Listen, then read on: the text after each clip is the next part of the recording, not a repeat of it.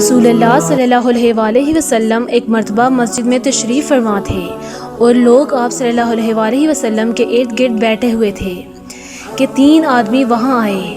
ان میں سے 2 رسول اللہ صلی اللہ علیہ وآلہ وسلم کے سامنے پہنچ گئے اور ایک واپس چلا گیا۔ راوی کہتے ہیں کہ پھر وہ دونوں رسول اللہ صلی اللہ علیہ وآلہ وسلم کے سامنے کھڑے ہو گئے۔ اس کے بعد ان میں سے ایک نے جب مجلس میں ایک جگہ کچھ گنجائش دیکھی تو وہاں بیٹھ گیا، اور دوسرا اہل مجلس کے پیچھے بیٹھ گیا، اور تیسرا جو تھا وہ لوٹ گیا۔ تو جب رسول اللہ صلی اللہ علیہ وآلہ وسلم اپنے گفتگو سے فارغ ہوئے تو صحابہ رضی اللہ تعالیٰ عنہ سے فرمایا کہ کیا میں تمہیں 3 آدمیوں کے بارے میں نہ بتاؤں؟